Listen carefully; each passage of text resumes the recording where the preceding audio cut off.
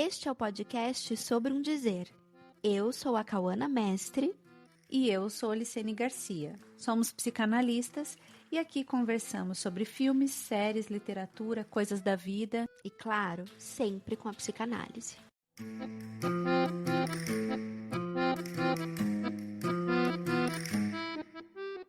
A adultização das crianças é consequência da infantilização dos adultos. Nosso tempo confunde a ética de considerar as crianças como pequenos sujeitos da própria vida com um equívoco de entendê-las em equivalência de posição subjetiva com os adultos. Junto disso, parece que a infinitização do gozo nas ofertas de consumo e os impasses no laço social causados pelo excesso de tela se unem para produzir uma redução nas habilidades simbólicas dos seres falantes. O choque entre esses dois fenômenos, um consequência do outro, é perigoso. Se todos estão aptos a operar o barco, significa que ninguém está apto a fazê-lo. E então, quem salvará as crianças e as próximas gerações quando chegar a tempestade? Na contramão da equivalência dos corpos, das idades e das modalidades de gozo, a psicanálise opera para tentar preservar a radical singularidade de cada um e de cada tempo da vida, sobretudo do tempo infantil. A infância é o chão em que pisamos a vida toda, escreveu Lia Luft. É verdade, mas não há chão sem o outro com quem possa contar para construí-lo. E ainda que o chão nos acompanhe, não somos e não podemos ser sempre os mesmos ao pisá-lo. E hoje, para falar sobre esse tema tão importante e difícil, a gente conta com a presença da Marina Recalde, com quem é uma alegria imensa conversar.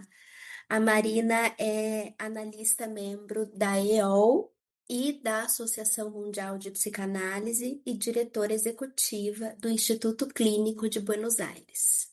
Marina, é uma alegria ter você aqui. Muito obrigada por aceitar o nosso convite.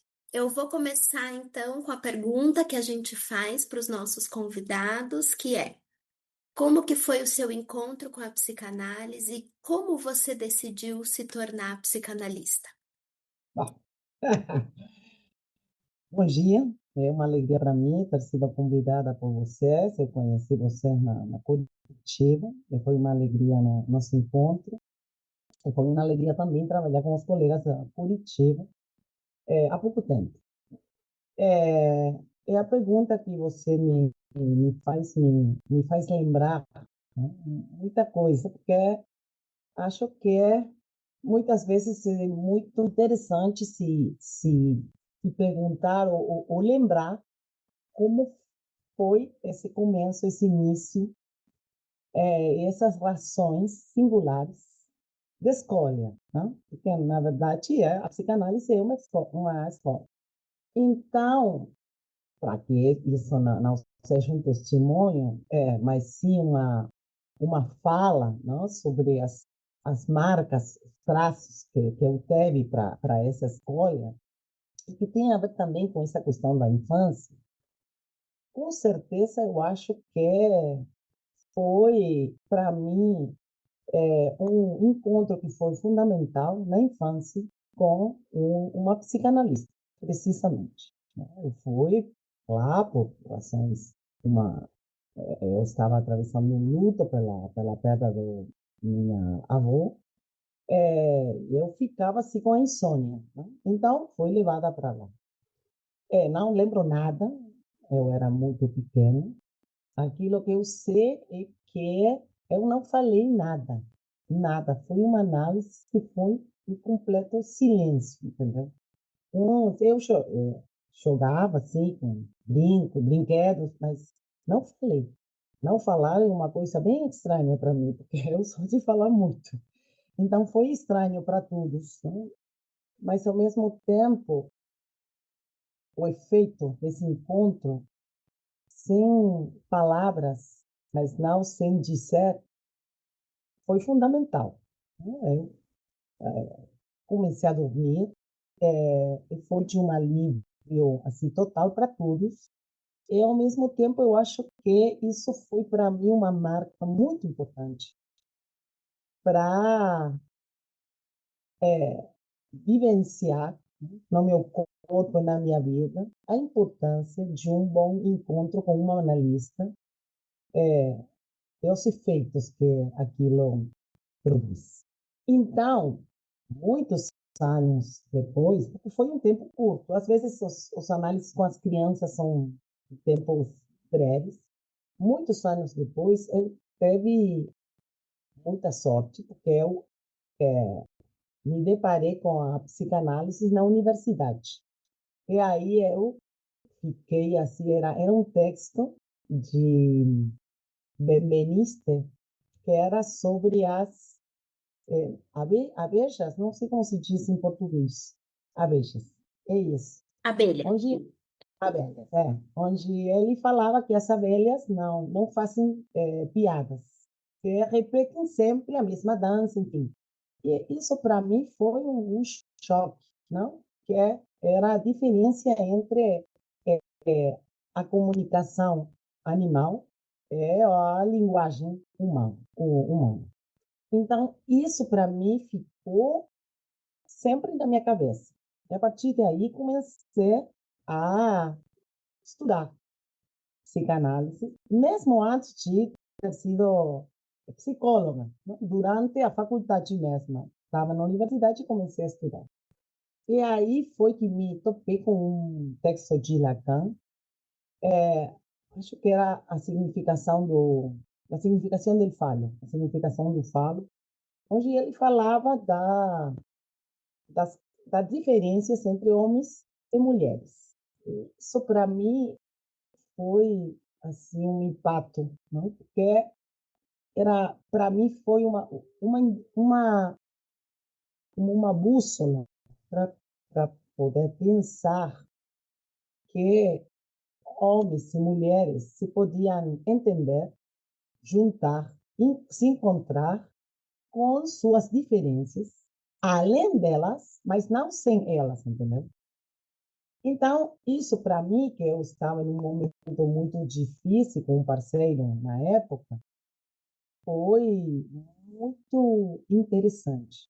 Comecei uma análise na época, e foi também a partir de outro luto, que foi a morte do meu pai, muito jovem. Era uma analista que não era da orientação lacaniana, mas que ela foi muito importante para mim. E é interessante porque a não sei se disser a conclusão, mas a interrupção do tratamento na época foi precisamente por uma interpretação onde eu falava de uma coisa que acontecia comigo e ela me interpretou de uma maneira universal. Ou seja, ela me diz: acontece isso com você porque você é uma adolescente. Então, os adolescentes atravessam esses problemas, enfim. Eu insisti, sim, mas tem alguma outra coisa nesse ponto para mim. E ela falava, não. Então, essa coisa que sumia a singularidade, para mim foi decisiva para escolher outro analista. Então, acho que cheguei a estudar psicanálise, não sim, esse análise na infância, e que escolhi a psicanálise da orientação lacaniana precisamente pela aposta pela singularidade. E então, comecei meu percurso analítico, enfim, concluí, enfim, essa história. E, então, se eu penso nisso, lembrando sua pergunta, Licene, que você falava de a infância, não? Sempre para mim é bem difícil responder numa generalização, não? Porque não somos sociólogos, mas ao mesmo tempo somos psicanalistas e recebemos singularidades no consultório. Se somos freudianos, no sentido do procedimento, ou seja, que tratamos de teorizar a prática, não ao invés que seria praticar a teoria, senão teorizar a prática. Algumas coisas que estão acontecendo na prática, dá para pensar em certa teorização. Então, quando você diz, se perguntam por aquilo que está acontecendo na infância, dessa adultização, e, ao mesmo tempo, essa infantilização dos adultos, eu acho que alguma coisa nesse sentido está acontecendo. Há um tempo apareceu um livro se chama, que é a coleção IDEVA, no Instituto Paidós, que se chama Niños Terribles e Padres Exasperados. E eu achei uma frase que está na contracapa, de Eve Miller-Rose. Ela diz: acreditar, vou ler só uma frase, acreditar na autodeterminação da criança seria sumir o tempo da infância. Então, essa frase me fez pensar de que falamos quando falamos, pensando na adultização da criança. De que falamos quando falamos da autodeterminação da criança? É perigoso, é perigoso. Por quê? Porque as crianças, acho que precisam de uma bússola de adultos que não sejam infantilizados, que não estejam infantilizados, para precisamente orientar os desejos, para nomear, para dizer sim ou dizer não. Quando esses adultos não conseguem, eles mesmos, sustentar essa posição e dar toda essa responsabilidade a essas crianças, deixam a essas crianças sem recursos. E outro problema para mim que acontece ao mesmo tempo é que durante muitos anos o saber e a autoridade também estava nos adultos, nos pais. Agora, as crianças não precisam perguntar aos pais, não precisam se orientar pelos pais. Então, isso é um problema. Um problema. Mesmo porque os pais não sabem o que fazer. Exatamente não sabem o que fazer. Por quê? Porque deixar todas as decisões nas mãos das crianças não só abalam a autoridade dos pais, senão que essas crianças não conseguem decidir nada, porque não estão nesse tempo de poder decidir, por exemplo, coisas que são fundamentais para as vidas. Por exemplo, para mim é uma loucura uma criança aos 10 anos, por exemplo, possa escolher se ele vai ser hormonizado ou não. Então, agora, tudo isso em nome da liberdade da escolha. Mas é errado. É errado. Por exemplo, eu lembro, quando eu era uma menina, eu tinha 5 anos, eu gostava de ir aos banheiros dos meninos. Eu queria mesmo fazer xixi com eles, entendeu? Era uma coisa bem fácil. Imagina se nessa época eu tivessem convalidado isso, avalado isso, não, avalado em espanhol, confirmado isso, isso significasse que eu queria ser um menino. Tivesse sido uma loucura. Então, tem alguma coisa que está acontecendo nessa época que os adultos não têm respostas. E as crianças não faz para eles as perguntas. Então, é um problema muito difícil, porque a perspectiva não é boa. Não é boa. E mesmo eles não se dirigem aos pais. Se dirigem à internet, aos gadgets, não? Ao telefone, enfim. Então, nesse sentido, eu acho que temos pais que estão muito sozinhos e crianças que estão muito sozinhas também. E, ao mesmo tempo, como pensar isso? como dar uma resposta que não seja, como dizia Miller, a nostalgia, né? Ou os tempos passados foram melhores. Não, os tempos passados acho que sempre são piores, porque passaram, entendeu? Eu acho sempre que tem que pensar que a aposta é o futuro, mas não podemos desconhecer aquilo que está acontecendo. Por exemplo, acho que a internet está lotada de instrutivos para todas as coisas.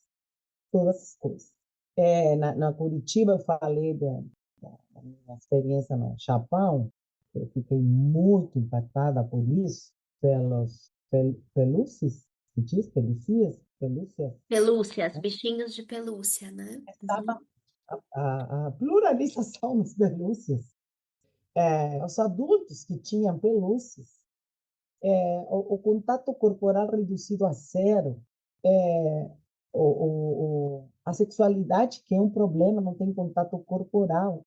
É também alguma coisa que não sei se não lembro se falei na Curitiba, porque foi muito impactante para mim, que é o seguinte: quando você compra qualquer coisa, você tem uma estrutura de como tem que fazer com esse objeto. Por exemplo, você compra biscoito e você tem um instrutivo de como abrir a embalagem, como comer isso. Então, numa época que está tão lotada de instrutivos, isso produz aquilo que você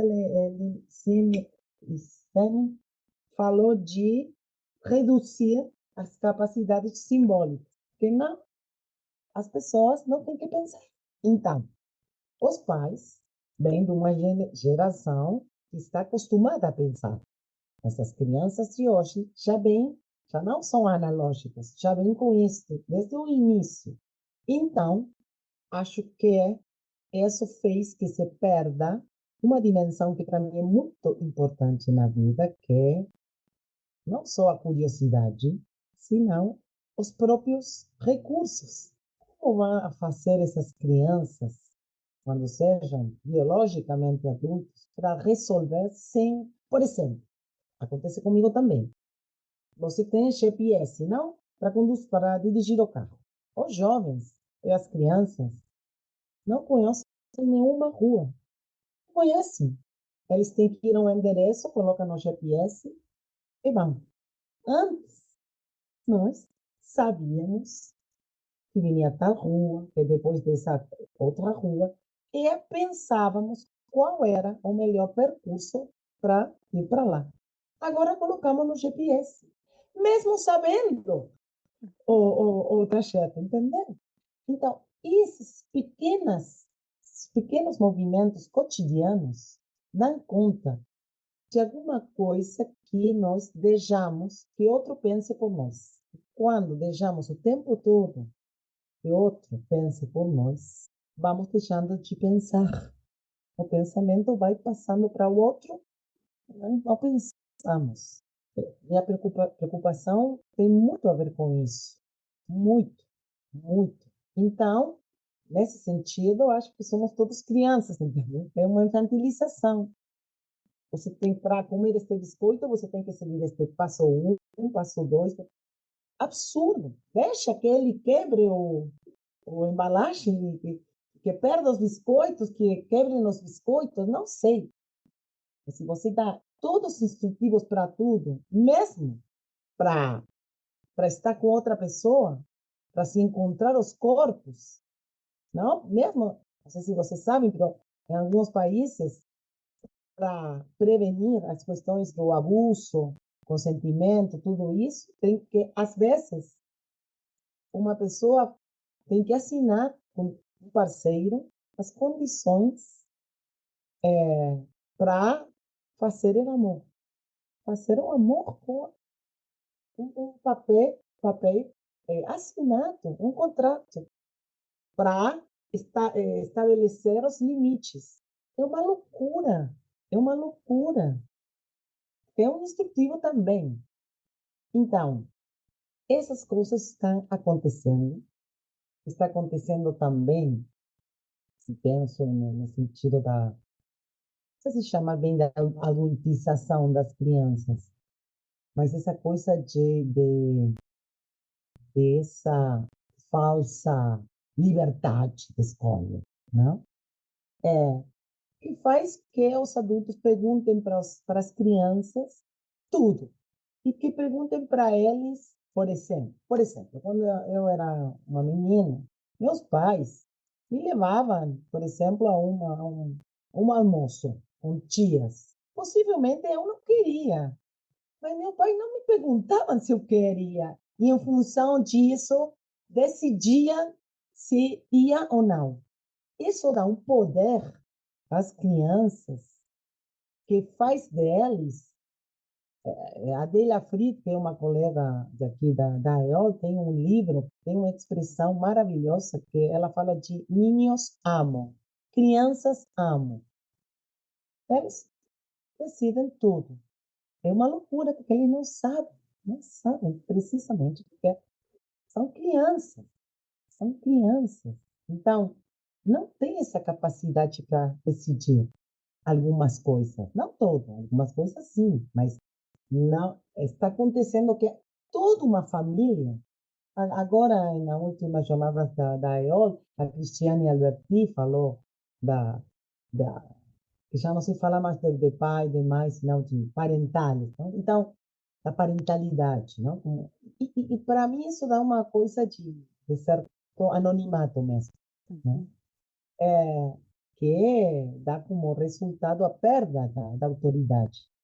Uma mãe ou um pai não tem que perguntar à criança se ele gosta de ir a um almoço, um menino de 5 anos.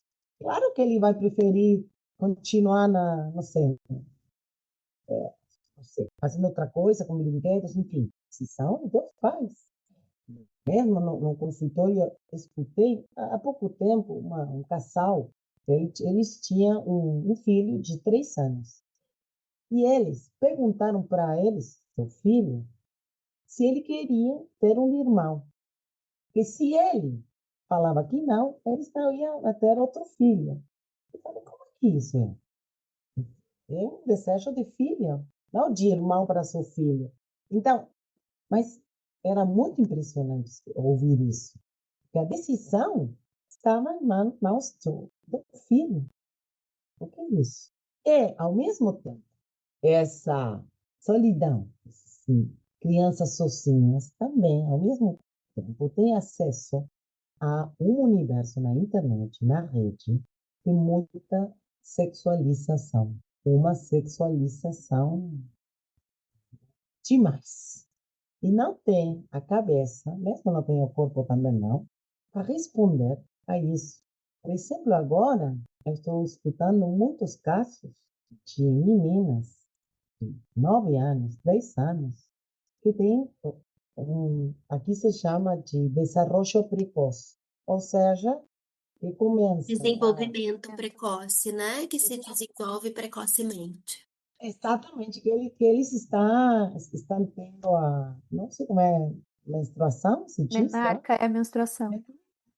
Exatamente, muito antes das idades. Eu acho que isso tem a ver com essa sexualização, que o corpo fica completamente enlouquecido, e aí começa alguma coisa. Muito tempo se falou que estavam comendo frango com hormônio. Eu acho que não tem nada a ver com isso. Tem a ver com uma hipersexualização. E as crianças não têm como. Olha, você, se você tira uma foto de uma criança de hoje, de 10 anos, e uma criança de 30 anos atrás, de 10 anos também, a criança de hoje parece a mãe da criança de 30 anos. Mesmo as roupas, né? Tem uma coisa assim, muito. Então, acho que isso também está produzindo efeitos na clínica e efeitos, de certo, paradoxalmente, de certo retraso no respeito ao encontro com outro corpo. Acho que aí você toca num ponto interessante, Marina, porque, né, que eu queria retomar, Porque acho que tem uma confusão que hoje, pelo menos na clínica, eu escuto de pais, que é não saber diferenciar o que é ser uma figura de autoridade e assumir uma posição autoritária, né, em relação aos filhos. Então, parece que são adultos infantilizados, ou seja, adultos que ainda se mantêm numa posição de filhos, Uhum. que demandam dessa criança uma autonomia que elas não têm ainda, né, para responder. E faz com que essas crianças acabem se comportando justamente como pequenos tiranos, porque é isso, se você Exatamente. não tem, né, autonomia para escolher, você é um pequeno tirano, porque daí vai, né, é tudo que eu quero na hora que eu quero, sem esperar, porque isso que é uma criança, né? Eu tenho um filho de 2 anos e meio, você pede para ele Isso. esperar 10 minutos, para ele, né, 10 minutos é uma eternidade. Mas é justamente poder suportar 10 minutos que um dia vai ensinar que as coisas não vão ser como ele quer, como ele gostaria e no tempo que ele espera, né?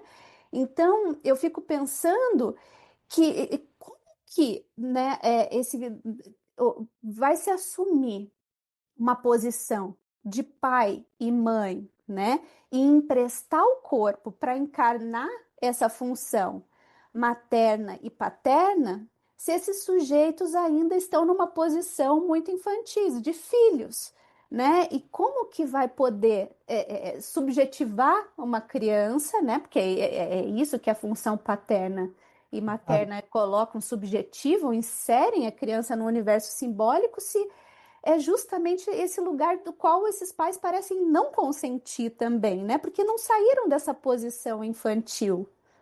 Exatamente, exatamente. Concordo com você e eu acho mesmo que essa coisa que você disse de pequenos tiranos, né, que são esses ninhos amos que falava há pouco tempo, deixa a esses pais à mercê dessa tirania. Não sabem o que fazer. Perguntam para eles como se estivessem invertidas, não, as posições e, ao mesmo tempo, deixa a esses pequenos tiranos sem bússola. Sem, por exemplo, Tem, por exemplo, assim, né? Saber, por exemplo, meu filho, ele vai querer comer a frutinha antes da janta. exato, exato, Por que que não exato, pode? Não, não pode, né? Não tem negociação. para que ele possa escolher, os pais têm que dizer não. E para poder dizer sim, tem que dizer não a algumas coisas, porque senão essa diferença entre o sim e o não não existe. Não existe. Então, por que não? Por que não?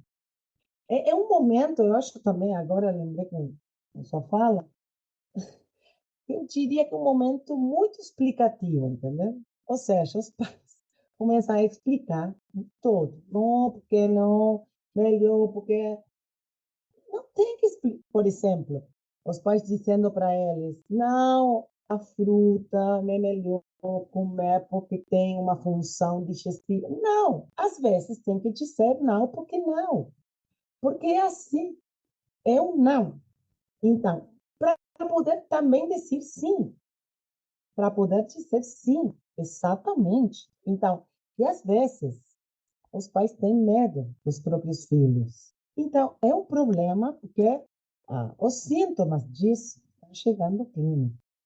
Estão chegando, por exemplo, uma coisa que está acontecendo, porque este movimento, por o nome, também está acompanhado por psicólogos, médicos, pediatras. Não é assim, são uns pais que um dia se acordaram e começaram a fazer isso. É todo um movimento social. E aqui, não sei como é no Brasil, por exemplo, traz uma turma de pediatras que tem a ideia do controle de esfínteres, vai chegar. Ou seja, você deixa a Que a criança. criança se regula Isso é sozinha, muito, né? eu ia falar, isso é muito contemporâneo, né? O desmame, o desfraude. Eu me lembro quando minha filha nasceu, a ideia em voga era de que a criança vai dizer quando é hora dela desmamar. Mas peraí, é o meu corpo que está em jogo, né? E a criança vai dizer quando é hora de desfraldar. É claro que os pais vão observar se aquela criança tem condições naquele momento, mas é preciso fazer uma aposta nessas crianças e dizer: tá na hora, você não precisa mais, você dá conta. Não Isso.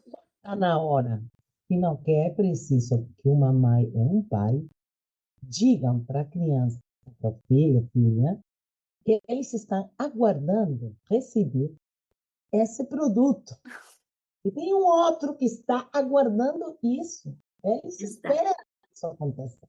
Então, ninguém aguarda isso. Então, não se produz. Então, agora temos muitas crianças, 5, 6 anos, que não conseguem ir ao banheiro e se desfraldar. É uma loucura. Mas vai nesse sentido. É por isso, porque exatamente é isso. Em nome da liberdade, da escolha. Eles sabem, o saber está Eu não quero nas nossas. traumatizar meu filho, né? É uma Exatamente, coisa muito exatamente. recorrente. Essa criança que se chama de criança respeitada.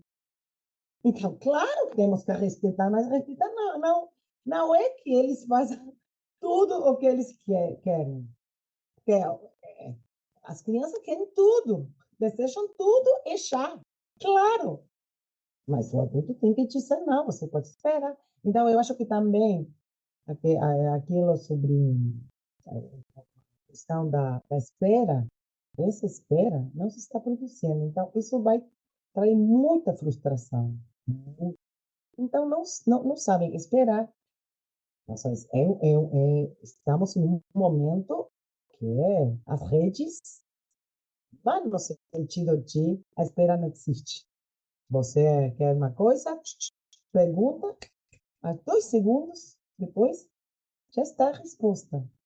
Então, é a mesma coisa. Se isso não acontece, as crianças ficam com desespero. Então, a questão da espera não existe. Então, eu acho que a perspectiva, nesse sentido, é todos loucos e também, em certo sentido, todas as crianças pequenos tiranos, nesse sentido. Isso da desfralda, não? Quando isso não se produz, quando os adultos não pedem, não demandam para as crianças esse controle de esfínteres, estão produzindo que é um aspecto fundamental da culturização, da entrada na cultura desse menino ou menina, está sumida. Por quê? Porque nós pensamos, por exemplo, duas coisas. Se você pensa nos animais domésticos, são animais. O que é aquilo que dá a particularidade de que sejam domésticos? Que tem um nome e que controla esfínteres, ou seja, fazem xixi na rua, por exemplo. Essas duas coisas. Que é aquilo que dá esse lado doméstico dos animais. Continuam animais, não falam, enfim, mas essa marca, esse traço do doméstico é precisamente isso. É um traço E agora, civilizatório já, né? Ali está. exatamente. E agora está acontecendo que as crianças não têm isso. Por exemplo, mesmo com os nomes. Há pouco tempo, tem um paciente que me falava assim, eu estou tenho uma filha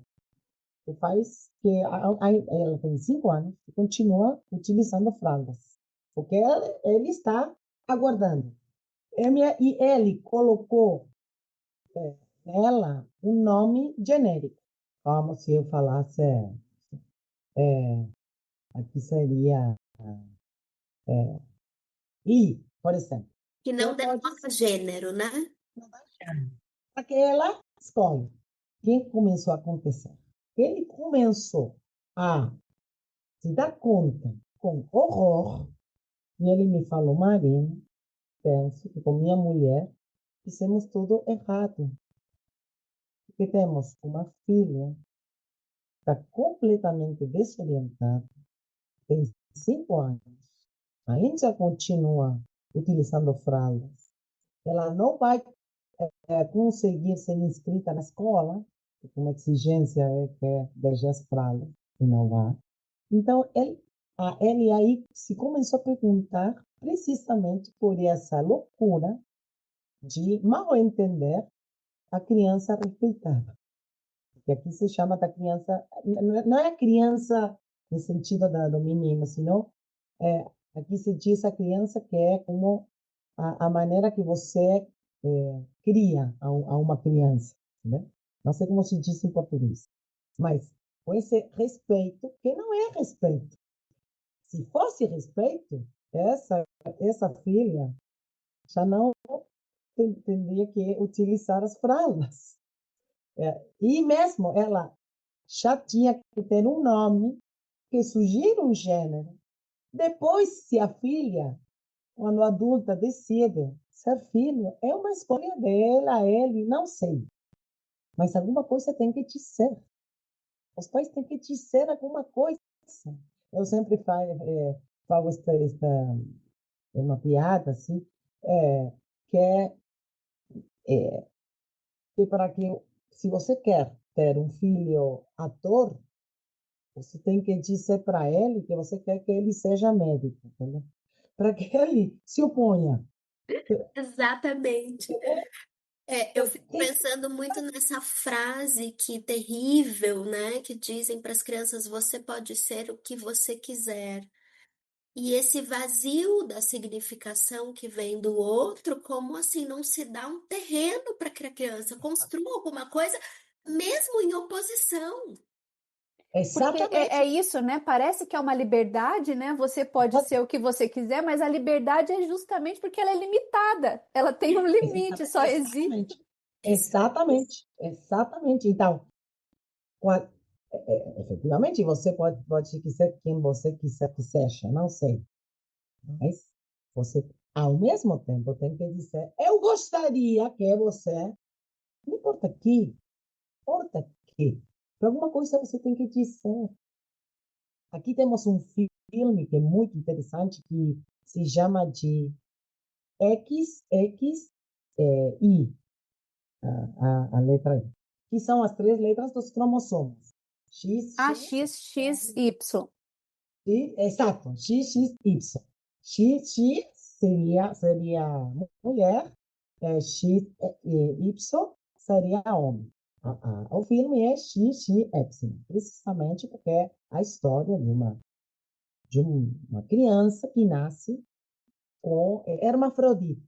Então, tem uma frase, né, no filme que para mim foi inesquecível, que é quando o pai olha essa criança que acaba de nascer e ele diz, não lembro o nome da criança, ele diz, era perfeito, ele tinha pênis e vagina. Então, decidimos não fazer nada com isso. É aguardar que ela, não sei, escolhesse. E aí está toda a vida desta criança e os problemas que essa ausência de fala trouxe para ela. Entendeu? Não sei como dizer. Que efetivamente deixou essa escolha como se isso fosse possível. Quando você escolhe alguma coisa, escolhe entre uma coisa e outra, não entre o universo das coisas. O que Lacan chama de bateria significante, que vem do outro, tem um limite, não são todos os significantes do mundo. Porque eu pensei, por exemplo, se chamamos isto que está acontecendo, este pensamento ao limite. Você diz, vamos a dar um nome genérico para a questão. Não vamos a pedir que ela, em nome da liberdade, que ela ou ele deixe as fraldas quando quiser. Que ela escolha tudo. Então, não vamos falar com eles, porque isso seria impor uma língua. Uma criança que nasce em português, em nome dessa suposta liberdade, poderia escolher a língua onde ele queria ter nascido. Então, o que você não vai falar para não impor sobre essa criança a língua? Entende? Então, é uma loucura. É uma loucura. E eu acho que não, essa perspectiva não toma em conta, não leva em conta que, precisamente, por exemplo, o nome próprio, que é o mais próprio que não tem, veio do outro. E para poder ter um nome próprio, devia existir um outro que deu esse nome para você. Depois você pode odiar esse nome, mudar esse nome, inventar uma poda, não sei. Mas esse nome próprio vem do outro que estava esperando, que tinha um lugar nesse desejo para você. Senão, é como se fosse que ninguém desejou nada para você. E para mim, isso é o pior que pode acontecer com um sujeito. Que ninguém deseja nada, de nada. Deixa o sujeito completamente solto, solto. Mesmo que você fosse a merda do outro, é um lugar para trocar, para mudar, para chorar, não sei. Mas é um lugar. Mas que um sujeito. Eu tenho um filme, não lembro agora o nome, que é uma pessoa, um homem pergunta para outro: Você me odeia? E ele responde uma coisa que para mim é impressionante. Ele ficou assim. Ele respondeu assim, diante da pergunta: Você me odeia? Ele diz: Se alguma vez eu pensar em você, talvez eu te odiaria. A resposta foi incrível, porque ele disse o pior. Ou seja, que ele nem pensava nele. Entendeu? Ou seja, se alguma vez talvez eu pensar em você, ele não pensar. Essa indiferença, esse não considerar o outro, não pensar, não ter dentro do campo que não está dentro do campo do outro, deixa a esse sujeito solto, solto. E além disso, com essa exigência de ter que se arranjar com essa enormidade de decisões para um sujeito que não está preparado. Nem vai estar, nem vai estar. Então, depois está a responsabilidade de cada criança. Claro, continuamos acreditando nisso. Claro, não todas as crianças são assim. É por isso que eu sempre me é muito complicado pensar as crianças, as infâncias. Eu pensaria as crianças um por um, não? Mas porque são diferentes. Não faz conjunto. Não todas as crianças, não? Essa, essa posição na vida, nem todas utilizam fraldas aos 5 anos.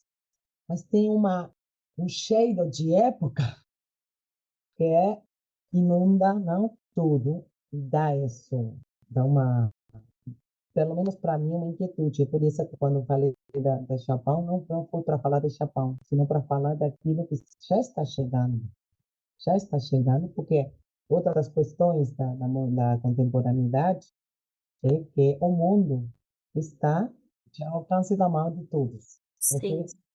aperta um botão, enter, e Japão aparece. Uhum. Eu me Então, lembro quando você esteve aqui em Curitiba e você falou do Japão e das pelúcias, né, por todos os lugares e dessas instruções exageradas, né, e simplistas. Eu me lembrei imediatamente de um dado aqui do Brasil, na última pesquisa feita a respeito do hábito de leitura dos brasileiros. O livro mais vendido do Brasil é um livro religioso de autoajuda e o segundo entre os adultos, não é entre as crianças. É um livro de pintar que se chama las Robin bandadas, Hoods. Sim, de pintar, de pintar com canetinhas, que a minha filha tem e adora, né? Então, é um dado realmente alarmante, que com toda a produção literária que nós temos no Brasil, imensa e plural, o livro mais vendido para adultos seja um livro de pintura. que realmente é essa redução mesmo, como você dizia, do pensamento. Sim, ao mesmo tempo, se me coloco optimista, pensaria, bom, talvez compram esse livro porque leem do Kindle, entendeu? Não leem livros de papel, mas leem Kindle. Se me coloco optimista. Não, Não? a pesquisa incluía livro digital também. Então, Então, não sou optimista, então. É para se preocupar. É perigoso porque dá uma coisa de. Há muito tempo eu escutei uma frase que disseram que era de Freud. Nunca consegui comprovar.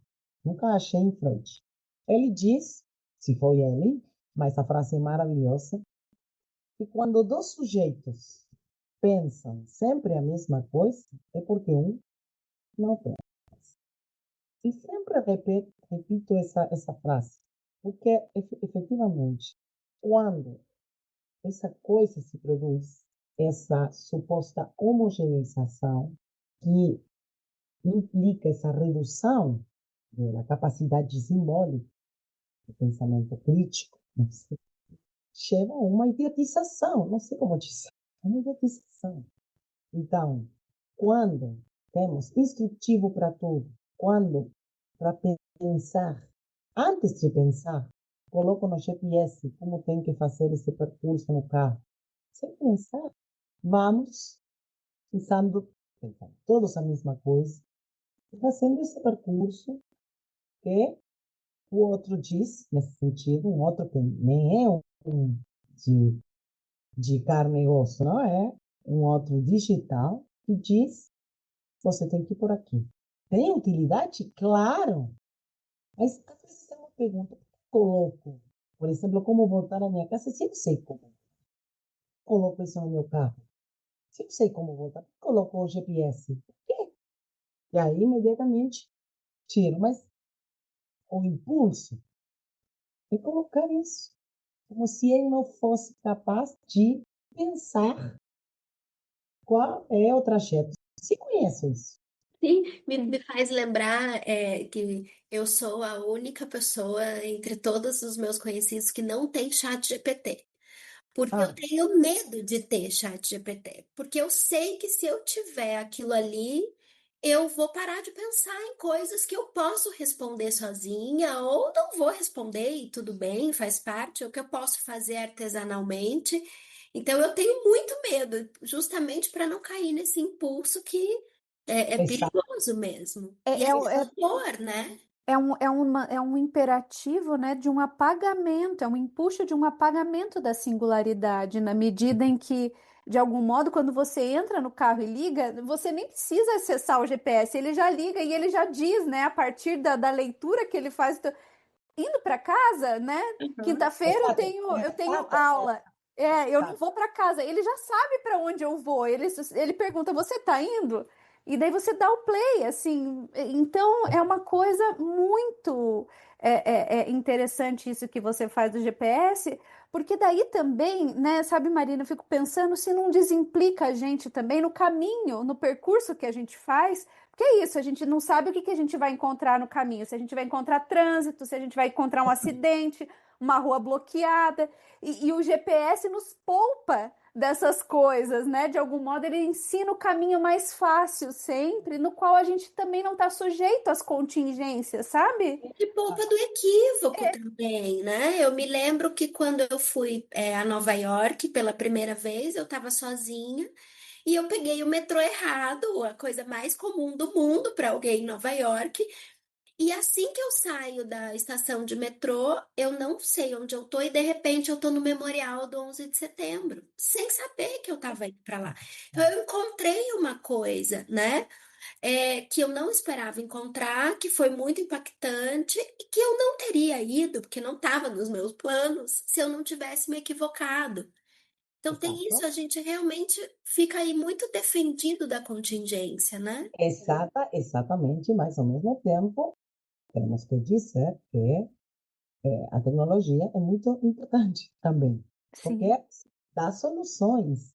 Então, o problema para mim é o uso. Agora, nas últimas jornadas, agora esqueci o sobrenome dela. O nome é Ingrid, é, que era uma filósofa, se não estou errada, ela lembrou aqui uma entrevista que fez condutor da televisão muito importante aqui, a um homem ele é muito tecnológico, mas ao mesmo tempo pensa as consequências da utilização, né, desses recursos. E era muito interessante por quê? Porque ele não, falava da preocupação para ele da utilização da inteligência artificial quando você pergunta alguma coisa, a inteligência responde aquilo que você deseja ouvir. Então, falava de sujeito que, por exemplo, completamente delirante, e pergunta à inteligência artificial quais serão os seus delírios. A inteligência empaticamente diz, claro, e vai validando, né, esse delírio. Essa perspectiva é completamente perigosa, porque a inteligência artificial diz aos sujeitos aquilo que eles querem ouvir.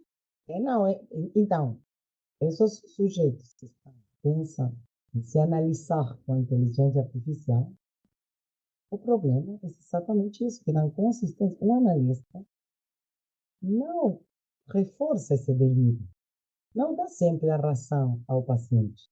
A inteligência artificial, sim. Então, é impressionante isso.